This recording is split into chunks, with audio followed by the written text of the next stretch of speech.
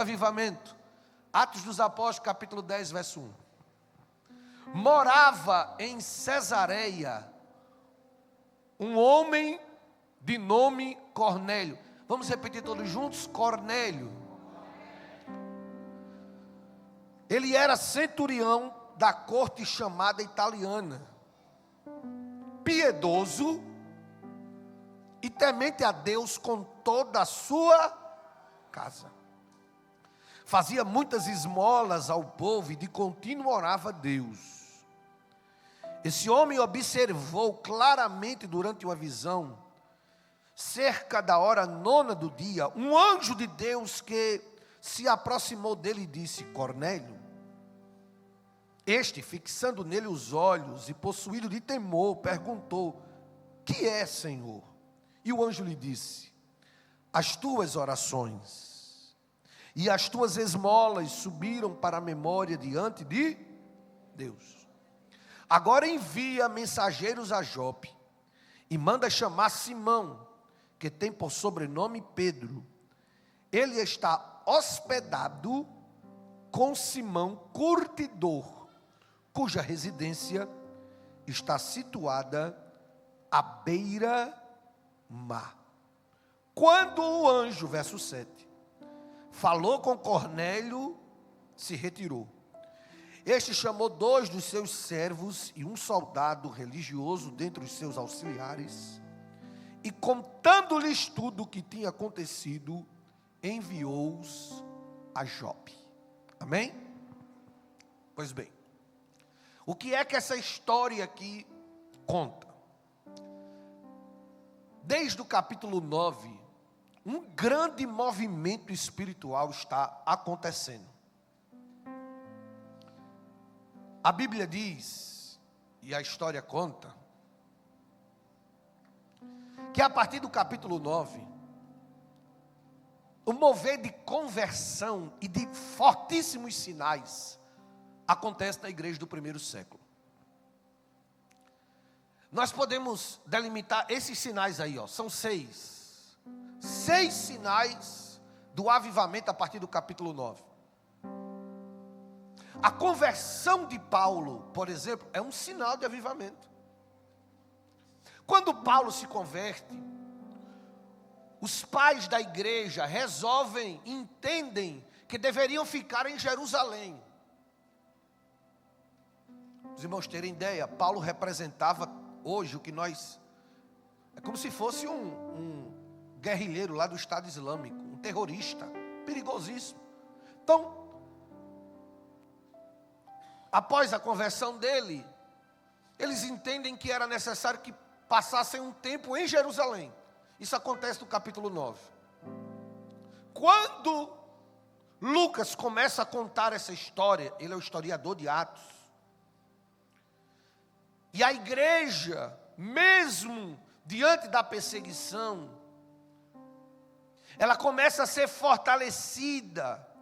Os sinais começam a acontecer. Coloque aqui na tela, Atos dos Apóstolos, capítulo 9, verso 31.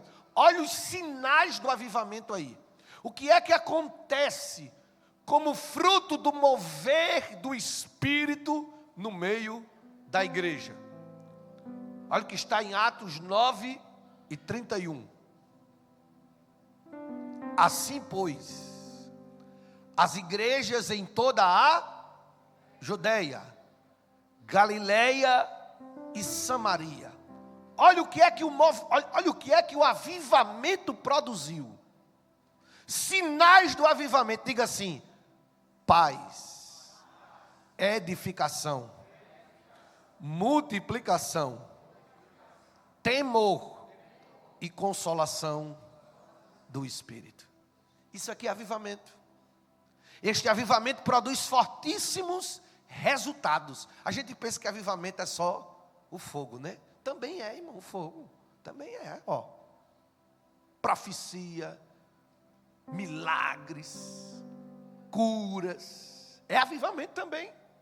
Mas não esqueça que os sinais do avivamento também são, diga comigo assim, paz. Aleluia! Quando tem paz, tem avivamento. E eu estou dizendo que esta igreja desfrutou deste sinal de paz, mesmo no meio da perseguição dos romanos. Era o imperador dizendo, vamos matar a igreja, e a igreja dizendo, nós estamos em paz. Era Saulo de Tarso dizendo, eu quero cartas para perseguir a igreja, e a igreja dizendo, vocês vêm em guerra, mas nós estamos.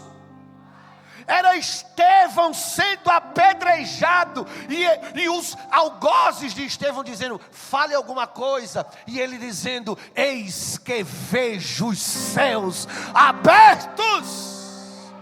Isso é coisa de crente avivado. Ter paz, irmãos, não é viver a ausência das guerras.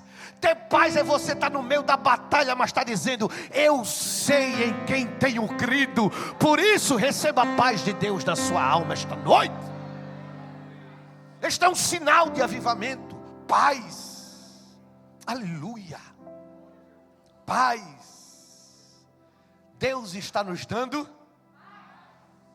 Gosto de guerra, de contenda, não. Viva em paz. Eu não estou dizendo que sua vida vai ser uma bonança, não. Vai vir os ventos, vai vir as notícias ruins, vai vir as portas fechadas, mas você vai cantar como o salmista cantou, em paz deitarei e dormirei, porque só tu, Senhor, me fazes habitar em segurança. Isaías 32, verso 17, o efeito da justiça será paz, e a operação da justiça, repouso e segurança para sempre. Paz, irmãos, não é a ausência de guerra, mas é a confiança de que Deus está no controle absoluto de todas as coisas, até das guerras. Amém? Agora vamos ver outro sinal do avivamento. Volta lá para Atos 9:31. Outro sinal do avivamento. As igrejas em toda a Judeia, Galileia, Samaria tinham e eram edificadas. Diga assim, edificadas. A raiz etimológica da palavra edificada aqui é estabilizadas. Tem um movimento acontecendo.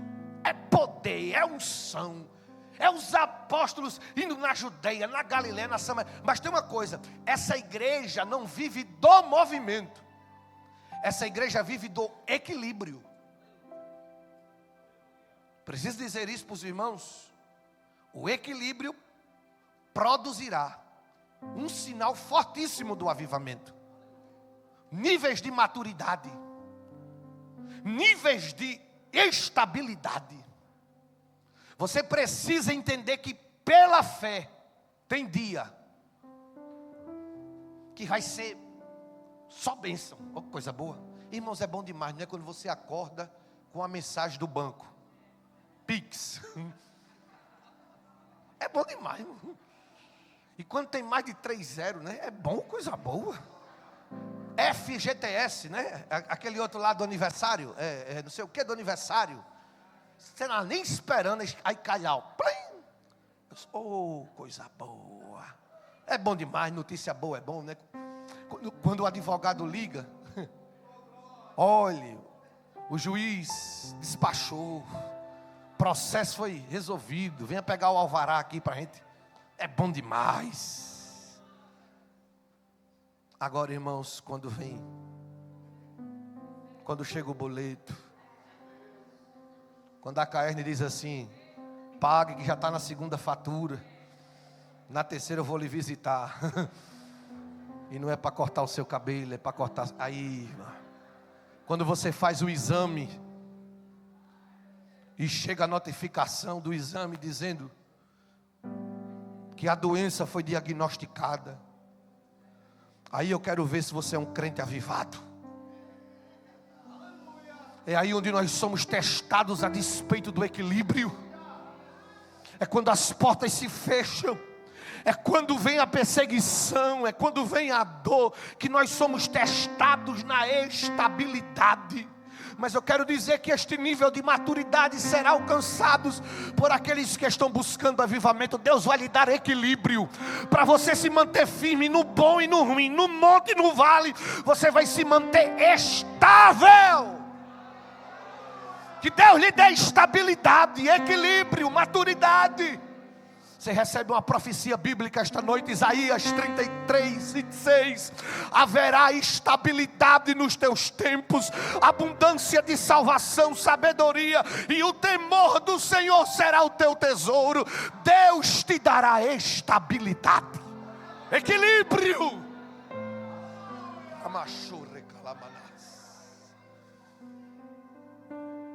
Entendi que a gente é testado.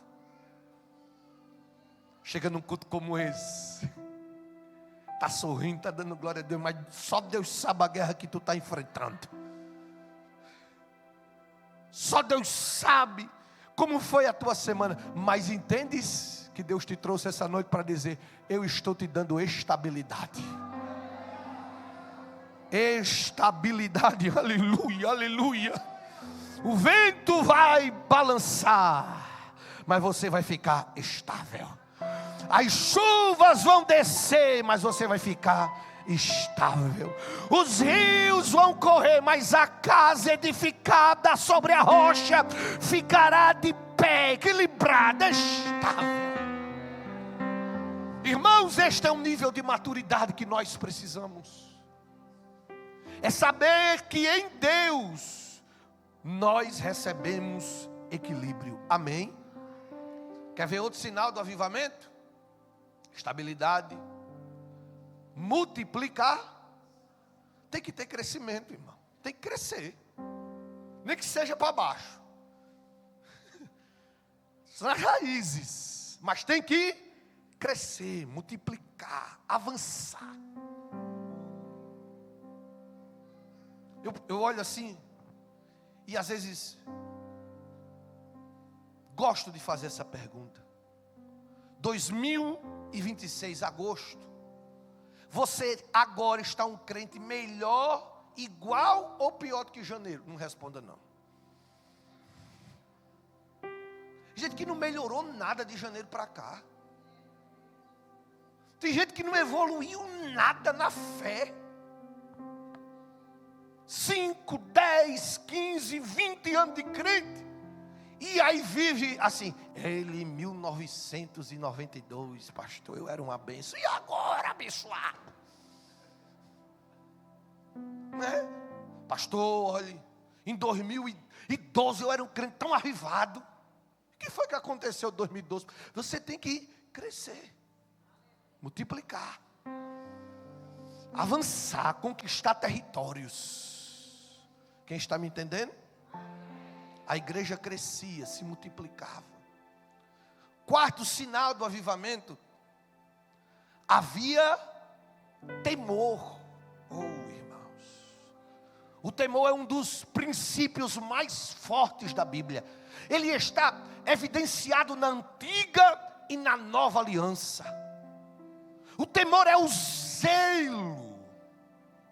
O temor é uma prática de devoção total, de respeito a Deus. Por isso que Salomão disse: o temor do Senhor é o princípio da sabedoria.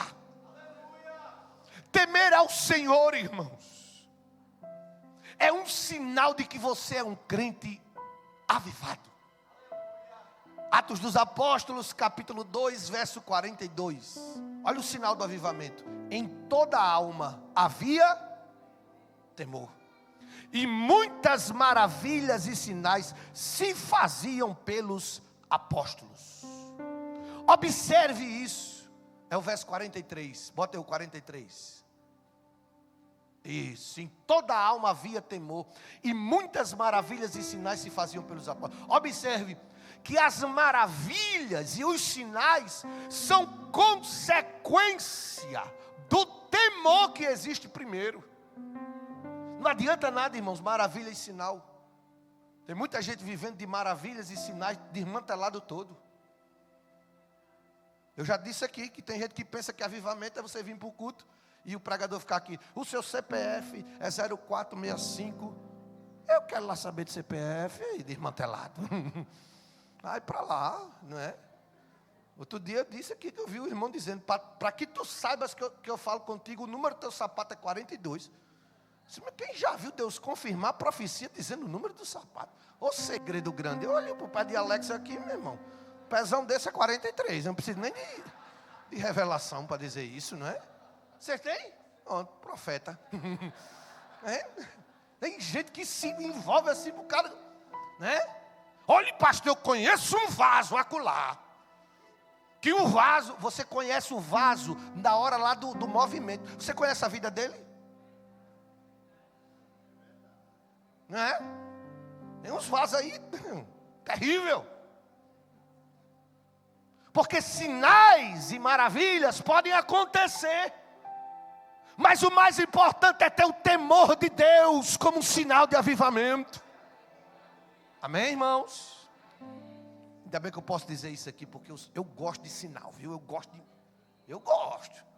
Isso aqui eu posso dizer, não é? Porque eu sou bem pentecostal, eu sou cheio.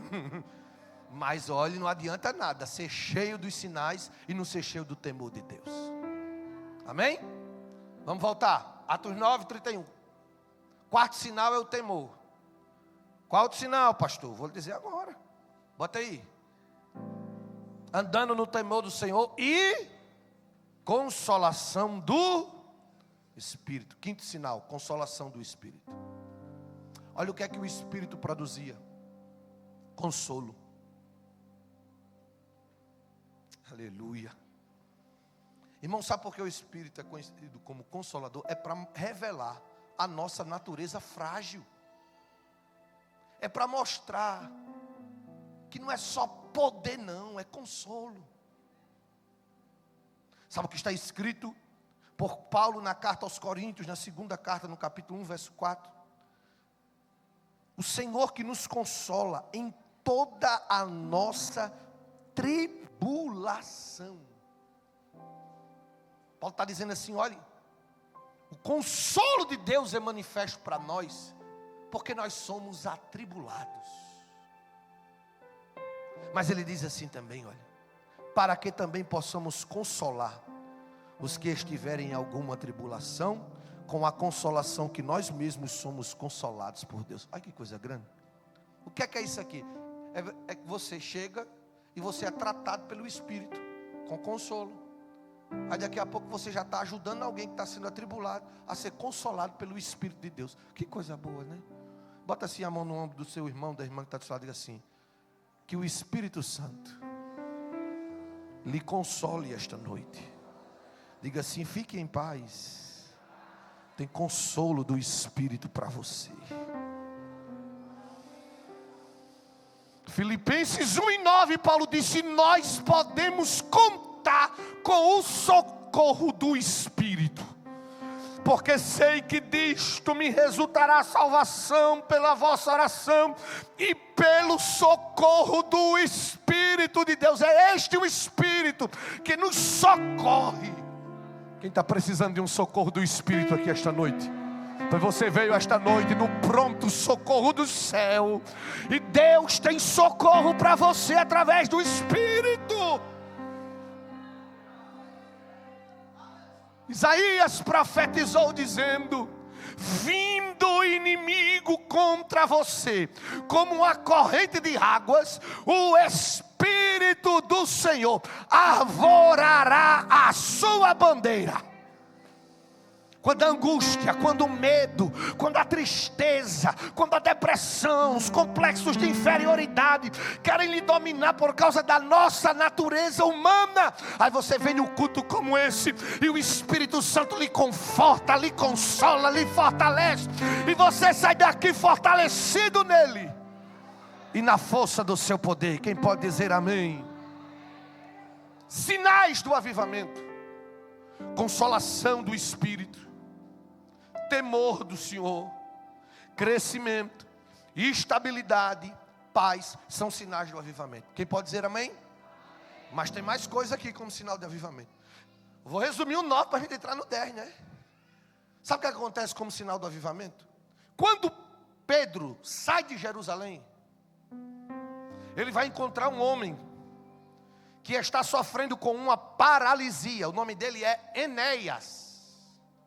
Enéas é uma figura bíblica de um homem que está numa cama há 8 anos.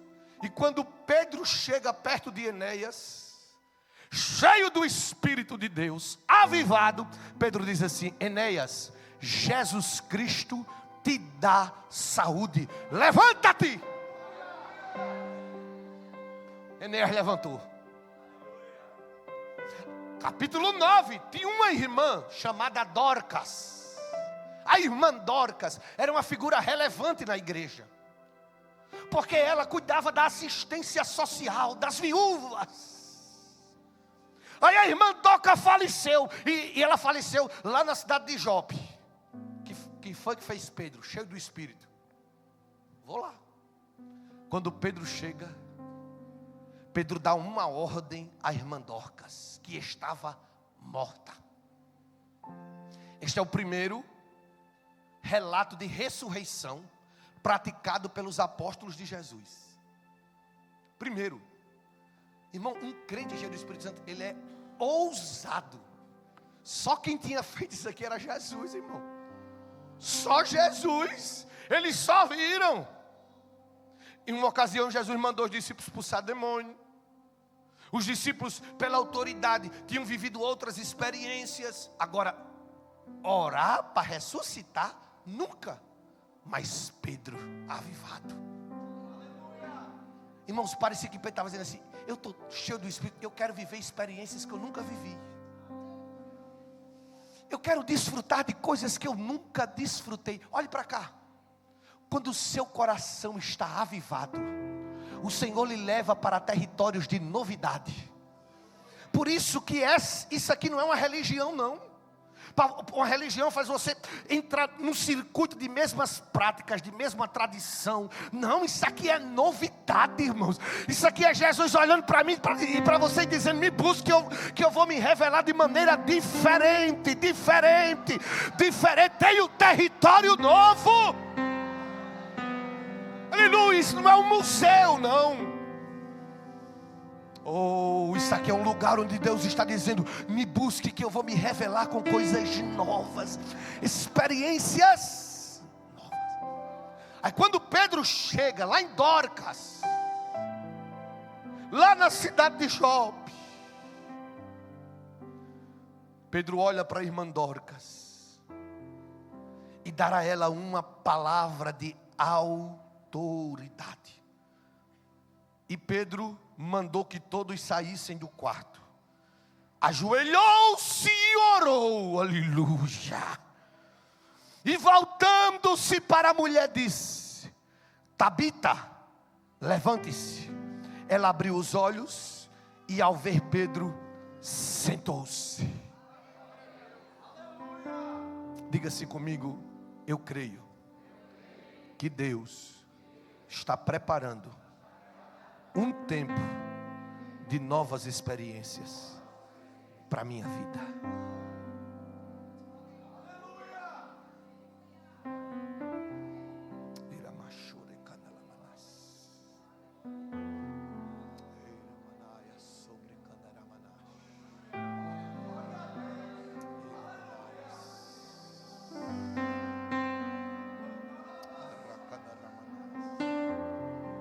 Deus está lhe chamando esta noite para entrar no campo de novidades.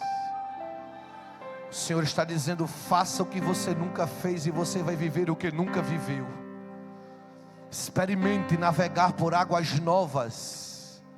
Um coração avivado, Deus lhe levará a um território de coisas novas.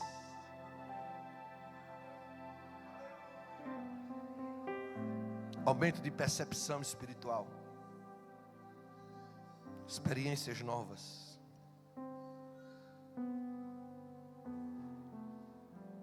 Esses dias aqui, eu orando, os irmãos viram isso. Eu disse a Jesus: eu quero coisa nova que eu nunca vi. A gente começou a ver umas coisas aqui na igreja.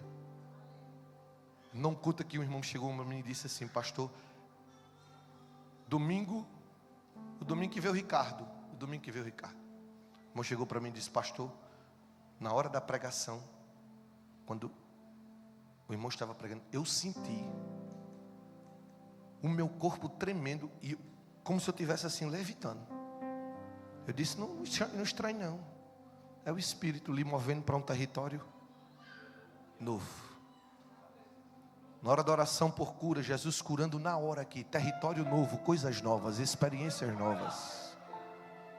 Tem um irmão aqui nesta igreja que não é batizado com o Espírito Santo, e disse a mim que sonhou falando em línguas, e acordou falando em línguas. Jesus batizou ele sonhando.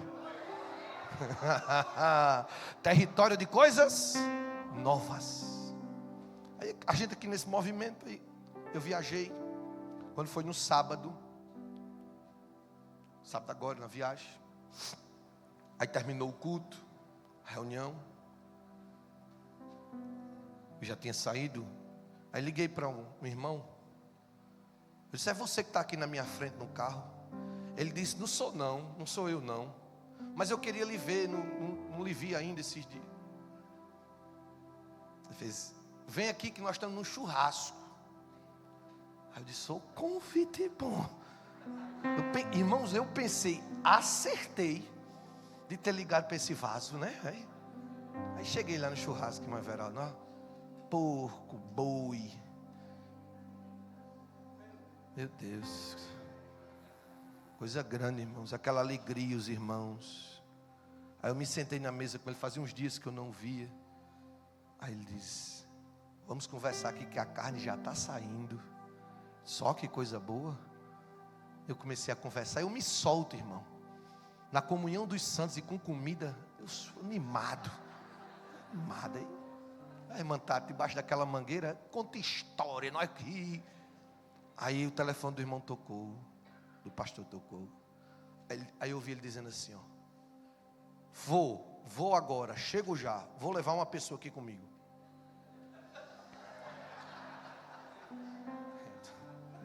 Meu Deus. Tem muita gente aqui, Senhor, Ele vai levar outras pessoas. Eu estou cansado, Senhor. Aí ele disse assim: pastor, o senhor tem coragem de ir ali comigo? Aí eu disse: para o churrasco. Senão depois a gente come. Tem uma pessoa ali, possessa por demônios. Eu disse: meu Jesus, eu já preguei hoje, Jesus, tá bom, agora é a hora do churrasco. Eu pensando, né, irmão? Eu disse: não, vamos. Eu disse: não, Jesus, que seja bem tranquilo, né? Irmãos, nós chegamos lá terrível. Situação terrível. Uma família afligida pela ação do diabo. 11:30 da noite. Mãe para um lado, filha para o outro, marido para o outro, o diabo lá se manifesta. Terrível. Negócio violento. E quando eu entrei, o Senhor disse assim: se prepare. Nós entramos, começamos a orar. Quando a mulher foi liberta, o Espírito de Deus falou comigo, o demônio saiu dela e entrou na filha. 13 anos a menina tinha. O pastor ficou no quarto com o esposo, fui para a sala. Começamos outra guerra com a menina de 13 anos. Meia-noite e meia, 1h da manhã. Quando a menina foi liberta, ela começou a contar relatos do que vive. 13 anos, mas já estava sendo introduzida em práticas de ocultismo, de magia negra. Terrível. Pegou os livros. Mas nós saímos daquela casa, irmãos, com a mãe e a filha liberta na autoridade do nome de Jesus. E aquela menina olhou para mim e disse assim: a minha casa nunca mais vai receber a visita do diabo. A partir de hoje, pastor, só quem entra na minha casa é Jesus. Quando nós saímos, o pastor olhou para mim, eu olhei para ele. Ele disse: e o churrasco? Eu disse: deixa para lá. Outro dia nós comemos esse churrasco. Vamos embora.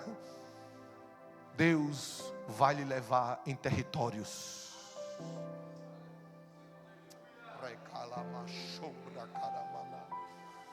Não recue nem tenha medo. Deus está lhe dando autoridade esta noite para acessar níveis de experiência. Você recebe esta palavra?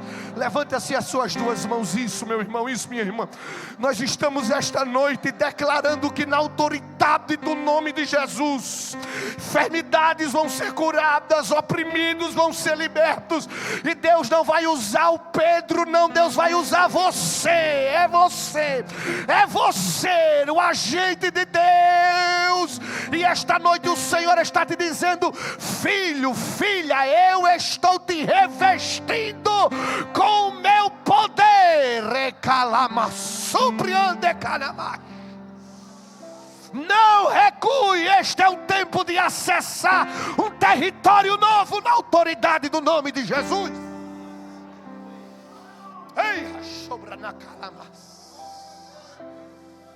Eu não sei como Deus vai se revelar a você.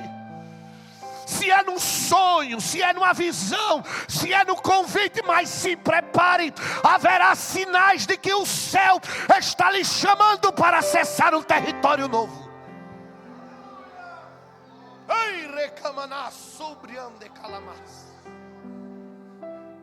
Deus não lhe chamou para ser um religioso, para sentar-se nessa cadeira, nesse banco, assistir 2 horas de culto, 2 horas e pouco, e ir para casa. Deus lhe chamou para ser um crente que vive de experiências com Ele. E o seu nível de espiritualidade precisa ser intensificado. E vai ter guerras que Deus vai lhe colocar. Não é para lhe matar, não é para lhe ferir, é para lhe usar. Aleluia!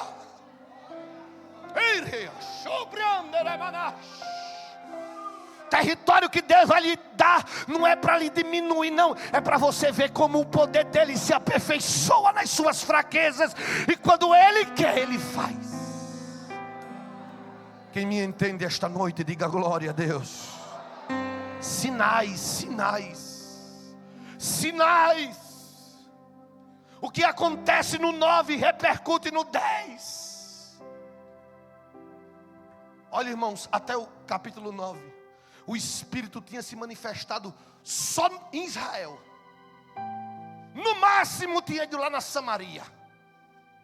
Mas o negócio era Jerusalém, Samaria. Lá em Atos 8, a repercussão do avivamento que aconteceu em Jerusalém acontece em Samaria, mas era entre eles. Aí no 10, o Espírito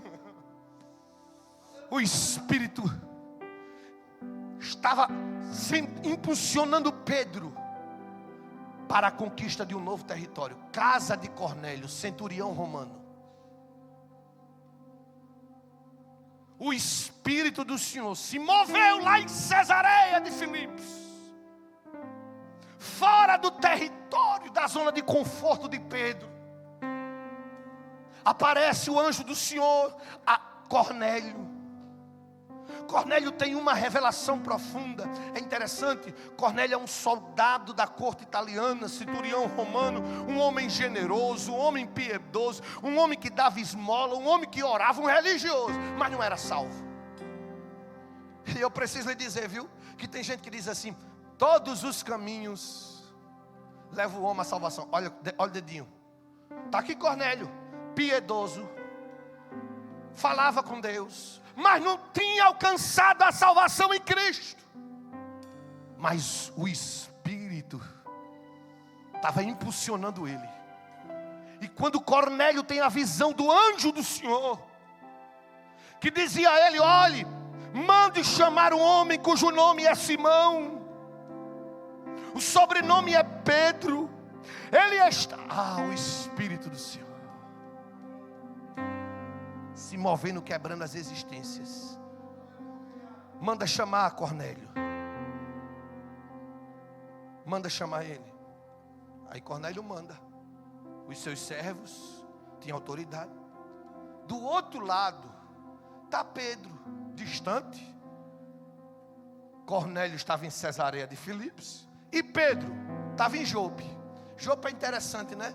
Jope é o lugar para onde Jonas vai quando está fugindo do propósito de Deus. que era Nínive. Jope era o porto para onde Jonas vai e embarca para Tarsis. Então Jope é um lugar de fuga. E tem muito crente que está em Jope, viu?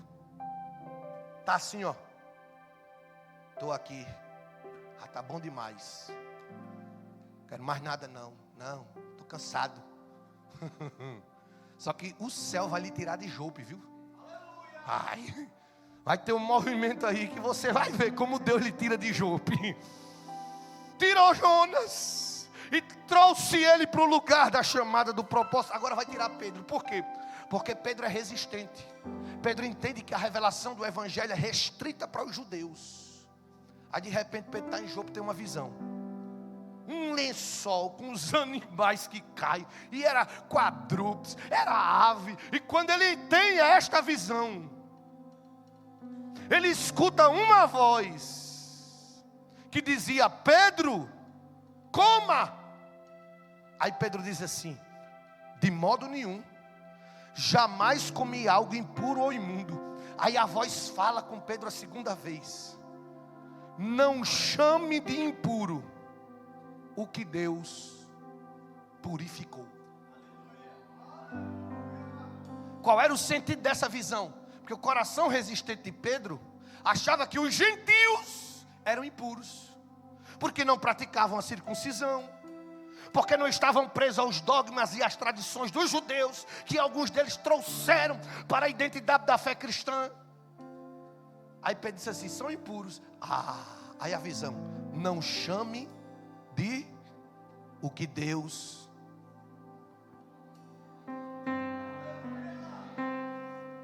Cuidado para não taxar aquilo que Deus está chamando de puro. Deixa eu lhe dizer uma coisa. Você sabe o que eu acho lindo aqui? Bote aqui na tela o verso 9 do capítulo 10. No dia seguinte, indo eles no seu caminho, estando já perto da cidade, subiu Pedro ao terraço para quase a hora. Bota o verso 10. E tendo fome, quis comer. Tendo fome, ele quis o quê? Aí teve um problema. Enquanto lhe preparavam, sobreveio-lhe um arrebatamento de sentido. É esta visão que ele tem. Pedro só tem a visão porque atrasam a comida. É a história do churrasco, né, irmão? Se tivesse dado tudo certo, ele não tinha tido a visão. Se a comida tivesse pronta, ele estava na mesa do banquete e não tinha tido a visão. Tem atrasos que acontecem. Tem agendas que não são cumpridas, portas que não se abrem, que não é o diabo, é Deus dizendo assim: eu vou parar para poder falar com você. Se não tivessem atrasado a comida, Pedro não tinha tido a visão. Escute o que o Senhor está dizendo. Tem coisas na sua vida que eu estou parando para que você tenha mais tempo. Oh, meu irmão, que crente corajoso para dar um aleluia agora, hein? Entenda o que o céu está falando com você esta noite. Se o banquete tivesse pronto, Pedro não tinha tido a visão. A visão é fruto de um atraso da terra, porque quando a terra se atrasa, o céu entra no tempo perfeito. Às vezes as coisas da terra estão aceleradas e as do céu estão atrasadas. Aí Deus faz assim: vou parar da terra para alinhar o propósito com o céu. Não reclame do atraso, é Deus que está trabalhando, é Deus que está promovendo uma circunstância favorável. Quem entende esta palavra, diga glória a Deus. Deus está produzindo um contexto favorável. Aonde está Pedro? Pedro poderia estar comendo, mas porque estão preparando, ele está em cima orando e recebe uma visão. A visão que Deus está manifestando a Pedro é fruto de um atraso da terra. Os irmãos querem saber outra informação do capítulo 9? Vou dizer. Quando o anjo aparece a Cornélio, o anjo diz assim: mande chamar Simão, por sobrenome Pedro. Quem é que manda chamar? Diga assim: o anjo do Senhor. Irmãos, eu gosto disso aqui. Porque quando chega o convite para Pedro, não chega do anjo, chega do servo de Cornélio. Mas quem estava por trás do servo de Cornélio?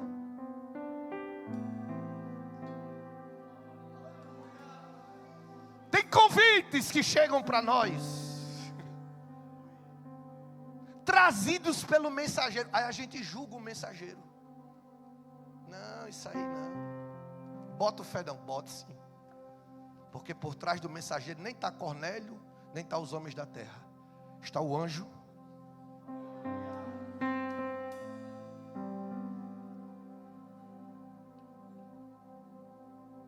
Um dia eu fui conversar com uma pessoa. Eu disse: meu irmão, eu senti de vir falar com você para uma missão. Aí ele olhou para mim assim e disse: ô pastor, só tem isso para fazer? Eu vou orar. Aí eu disse: ore não, deixa para depois. Tem convites que chegam, que você julga o mensageiro, mas é Deus dizendo: sou eu que estou te dando a oportunidade. Não é Cornélio que está chamando Pedro, não é o servo de Cornélio que está chamando Pedro, é Deus.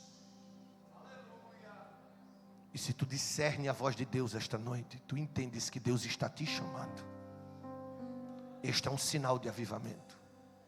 É quem consegue discernir que essa voz que te chama não é a voz do servo, nem é a voz do centurião, é a voz do Senhor. Levante assim a sua mão e diga: eis-me aqui, Senhor. Eis-me aqui, Senhor. Deus está chamando, e isso é uma honra. Deus está procurando Pedro, e isso é uma honra. Deus está enviando alguém para falar com Pedro, e isso é uma honra. Deus poderia, irmãos, ter salvado Cornélio diretamente, sim ou não? Sim.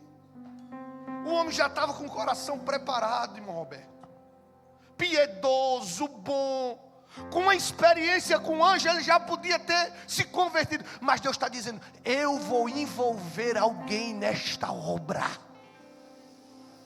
Oh, glória a Jesus. Deixa eu lhe dizer uma coisa: se Jesus quiser, não precisa nem da gente, mas se sinta honrado, porque Ele está envolvendo você nas obras dEle.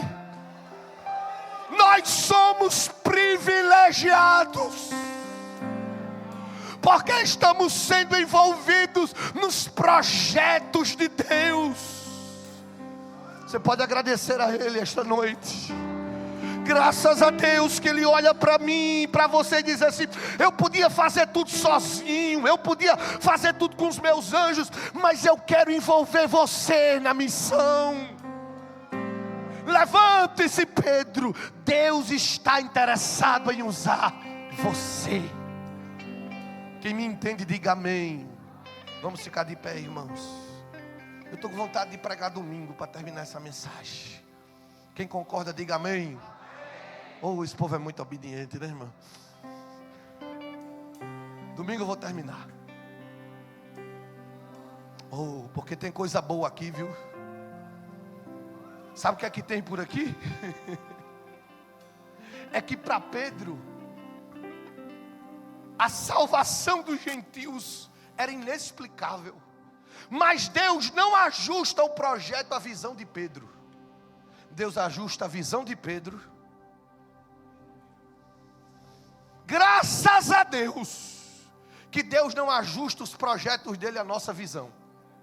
Porque se dependesse da nossa irmão, se dependesse da nossa visão, quando a gente vê o projeto, diz assim, vai dar certo não. Como vai ser se eu não sei nem falar direito? Você já imaginou naquele dia que Deus falou com você e disse assim, meu filho, eu vou lhe dar essa casa. Aí você disse assim, como se eu não tenho nem dinheiro? Eu conheço um pastor que um dia ele estava passando de frente a uma casa, e o Senhor disse para ele assim, ó, eu vou lhe dar uma casa aqui. Aí ele disse que deu um glória dentro do carro, um glória bem alto. Aí foi dizer à mulher dele, minha filha, eu passei ali, e Deus disse para mim na minha mente que ia me dar aquela casa. Aí a mulher dele fez, com que dinheiro?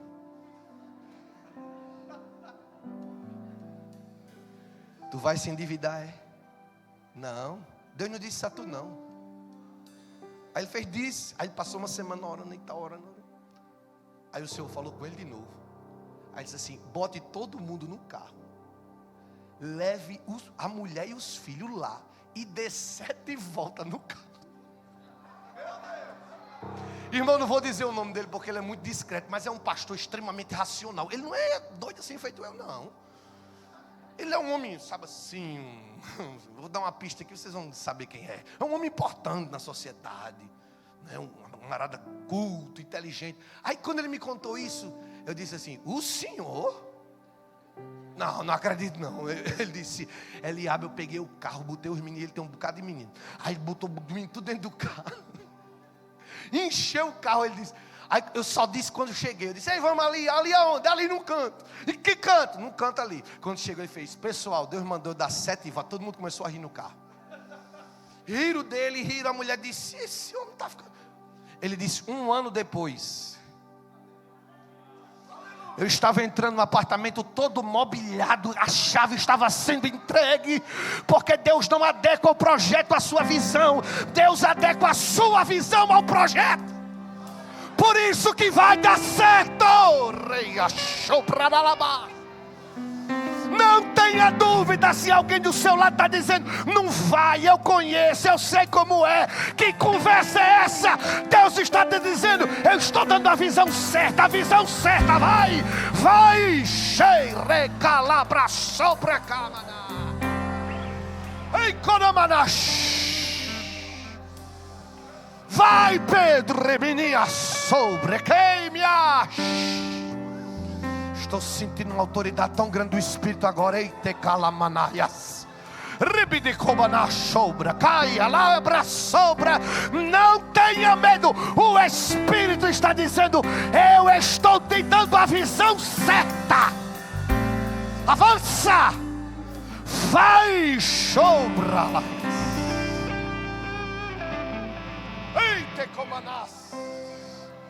Tira esse medo do teu coração. Tira esta dúvida. O que é que vão pensar? O que é que vão dizer? Quando você chegar já vai ter gente lhe esperando. Vai Pedro, o Espírito está te dando a visão. Aleluia. Aleluia. Levante as suas mãos esta noite. Deus não vai diminuir a grandeza dos propósitos dele para caber nas limitações da nossa visão. Deus não ajusta os planos dele às nossas limitações. Deus não dá visão pequena demais para o propósito dele, porque tudo que ele faz é grande. E esta noite ele está dizendo, eu estou adequando a tua visão. Te prepara lá e a sobra casa. Te prepara, porque Deus está te dando a visão do plano. Feche os seus olhos, vamos orar.